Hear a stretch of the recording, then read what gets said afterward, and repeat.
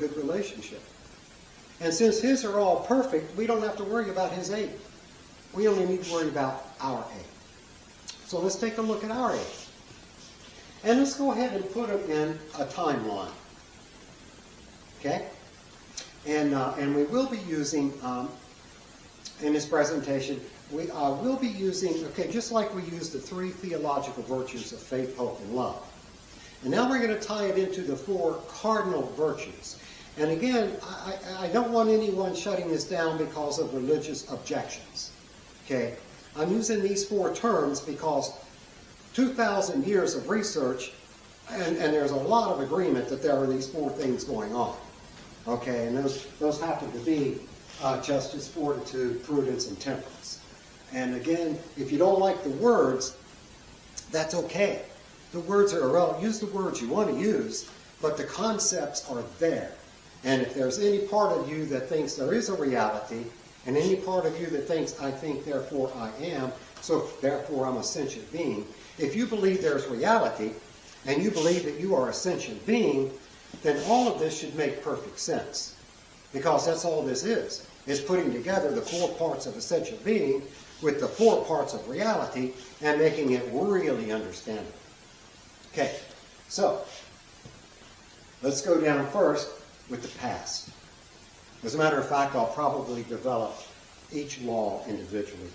We'll probably do it that way. So, let's start with the noggin. Let's start with the head. Okay? We're going to start with our understanding of truth. And that would line up with our understanding of justice.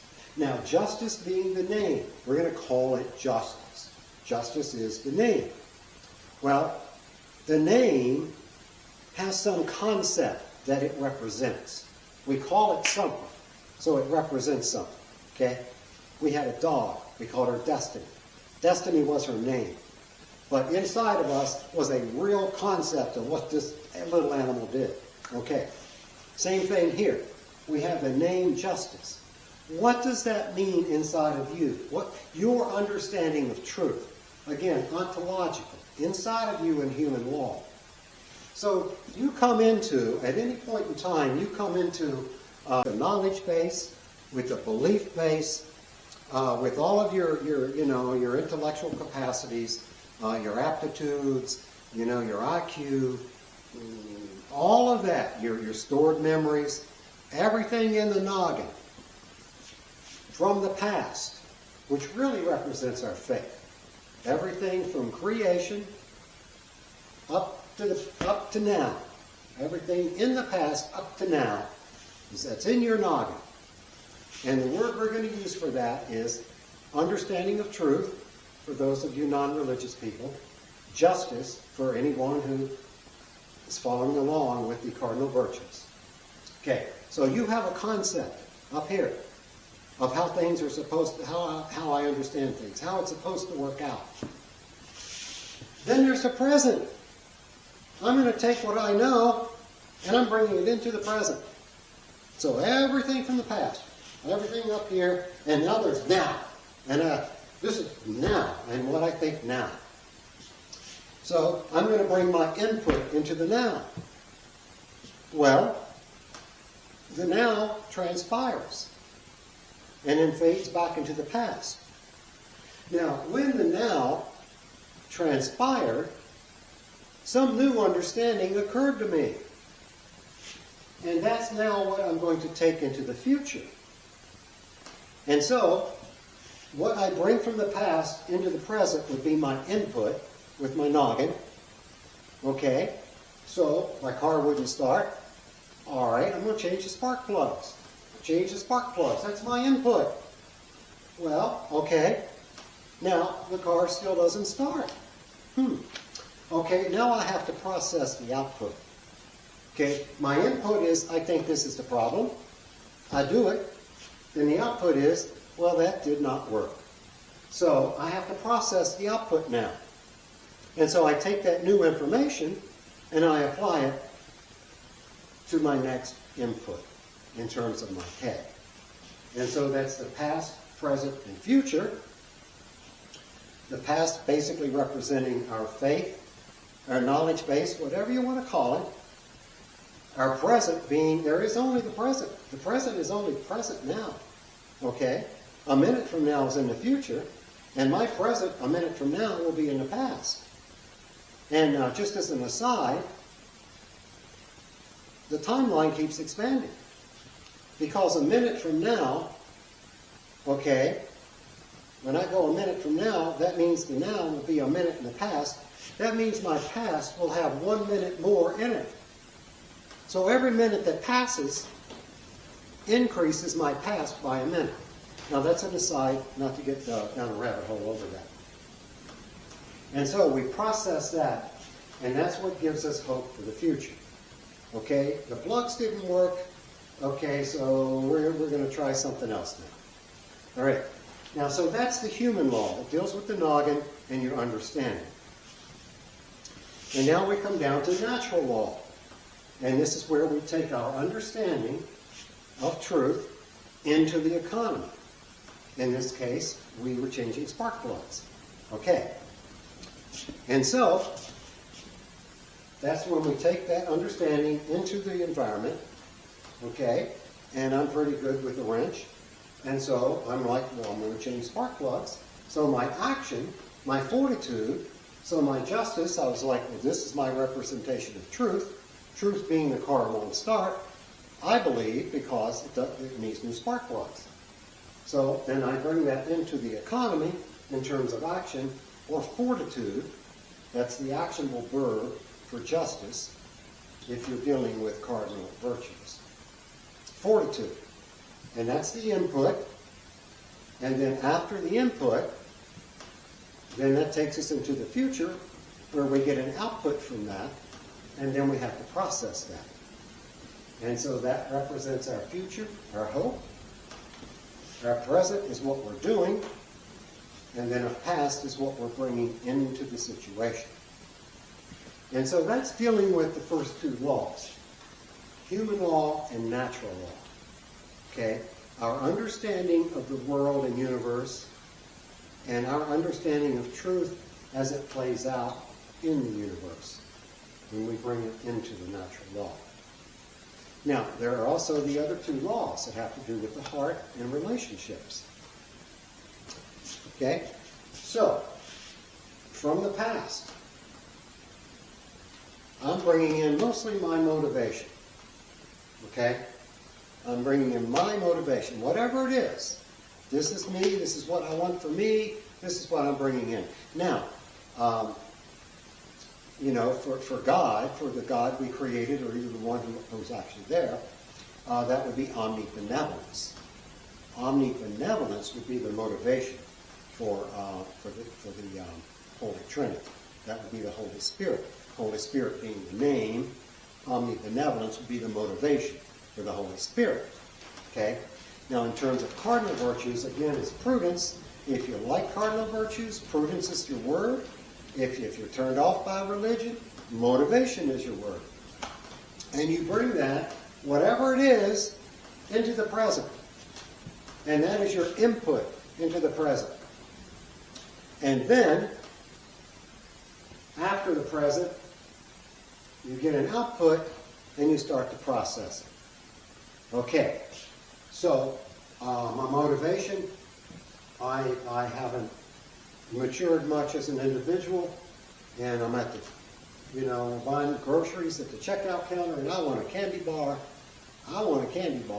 And so I'm going to throw myself on the floor and stomp my feet, and I'm going to have a tantrum until I get my candy bar. And then my wife acts like she doesn't know me, and she leaves the store, and I look like a fool. So then the output is, I did not get my candy bar. So now I have to rethink my motivation as to how I might go about this next time. So that would be dealing with my motivation. Okay. Now, in terms of relationship, okay, so down here, think of these as morals, if you will. That might be a good word to use. Then in relationships, you're dealing kind of with ethics and ethical behavior. Okay, so again, I bring up from my past everything I know about relationships.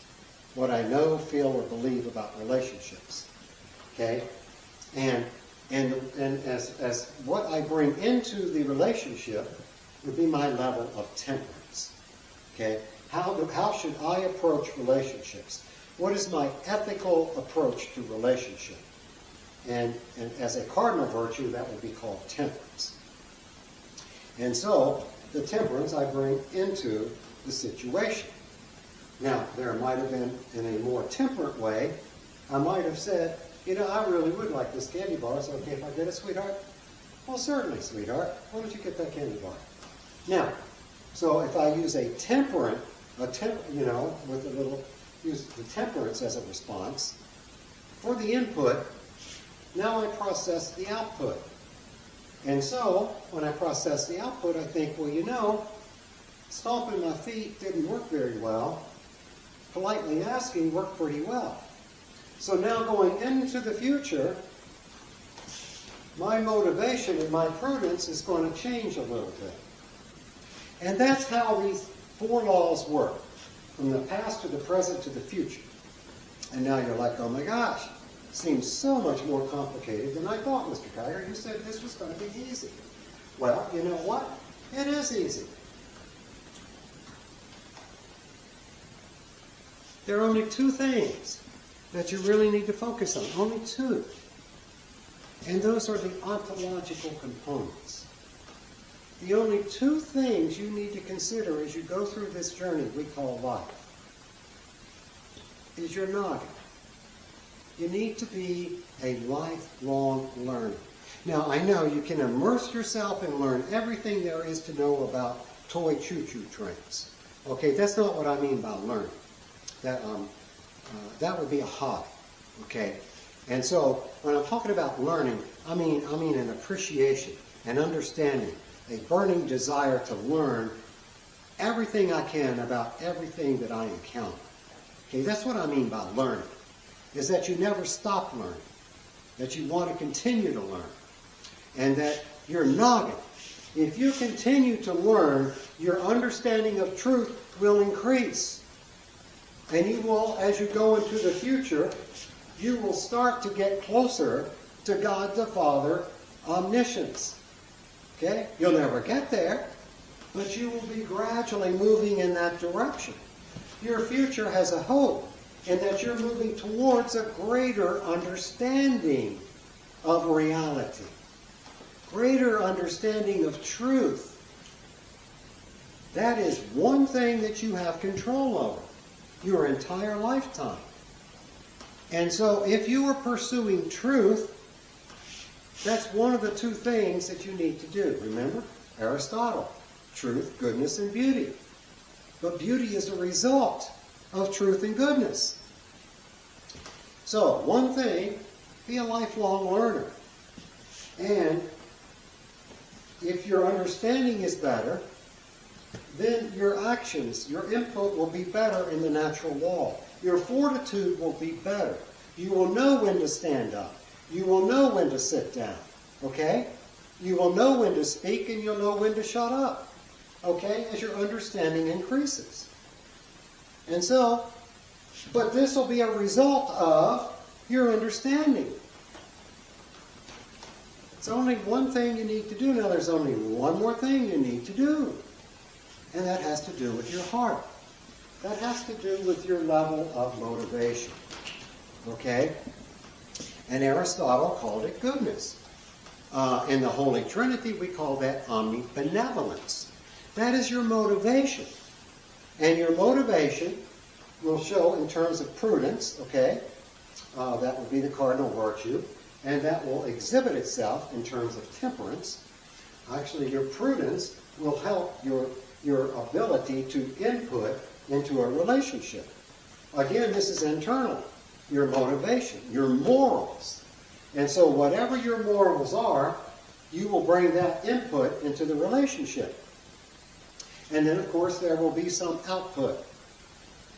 And if it is benevolence, if it is goodness, that is something you have control over.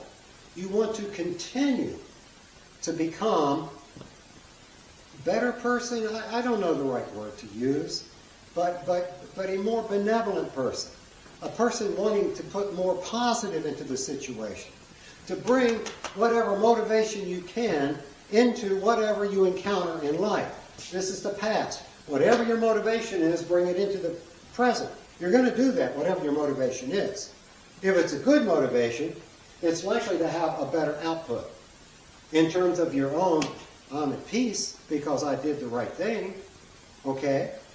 And likely, down here in the fourth law, down here in eternal law, again, eternal law, a synonym would be relationships. Down here, you bring a positive motivation, a benevolent motivation into the relationship. Now, there's no guarantee the other person is going to be benevolent. Okay, there's an issue on each side of trust. Am I trustworthy? Well, the only thing you have control over is, are you trustworthy? If you will bring goodness into the relationship. And that's the best you can do in order to help the relationship work. Now, the relationship may not work, but if you are truly bringing good motivation and good understanding into it, then the chances are pretty good it's going to work. Okay? And so guys are good at bringing their noggin into fixing cars. Okay? And a positive, a positive feminine trait would be to bring good motivation into a relationship. And then again, that's more likely to work successfully. And so then you have your input, and then you're going to process the output. But either way, the two things that you have control over is, number one, being a lifelong learner, trying to understand as much truth as you can. Truth is there. There is truth. What's inside of you is your understanding of truth. And you can only bring into the world what you know. You cannot teach what you do not know. There are only two roles you play in life. Okay? You're a student up here, and you're a teacher down here. And you can only teach what you know. And so, lifelong learner, your understanding of truth. It's inexhaustible. There's so much truth out there, it's inexhaustible. And don't waste your time on things that are untrue. Pursue truth. One thing you do is pursue truth. The other thing you do is bring in positive motivation, benevolent intention, good intentions, goodness. Okay, truth and goodness is what you can bring into any relationship or anything dealing with the world. And even though there are 16 things involved, interactions, there are only two things that you need to concern yourself with. And that is continue learning your understanding of truth and to continue to hone your ability at goodness, your motivation. And so we've simplified all of these parameters here. Okay, 16 things. And we're dealing with past, present, and future. And head, heart, body, and soul. Okay, we've got all that. But it really comes down to those two things. Now, one thing I want to leave you with here, and that is, and there are many, many, many places you can see these things, and I'll put up a slide as I discuss it. And they call it the Gottman Institute, and I don't know, it's 5 decades or more of research into relationships and couples and marriages and things like that. And anyway, they have 4 horsemen. Oh my God, how did they come up with 4? What are the chances they would come up with 4? Well, if you look at those 4, okay, one of them is criticism. They will be critical of what you represent, what your understanding of truth is. They will criticize that. Okay? Second horse, stonewalling. They will not participate. They will not either give input or allow any input. They will stonewall. And then, of course, there is defensiveness. Now, this is a place where I think we do need to be careful with the words we use, because Gottman hasn't seen this particular presentation. Now, they're right about defensiveness. A person can be defensive. And if they are hyper-defensive, okay, then they're going to put protection around their heart. the motivation here. Okay, so if they're hypersensitive, then they're going to be really hard to get close to, and that is very destructive in relationships. Okay, and so, but there is defensiveness that can come from the environment. And again, the input and the output, they have the four things. They've identified it as defensiveness. There are two types of defensiveness. The type they must be referring to is the oversensitivity. Okay, and so that would be defensiveness there. And then, of course, the fourth thing that they come up with is contempt. Okay, contempt. And contempt is, I'm contemptuous of you. Okay, contempt of court. Boom, going to find you. I'm going to punish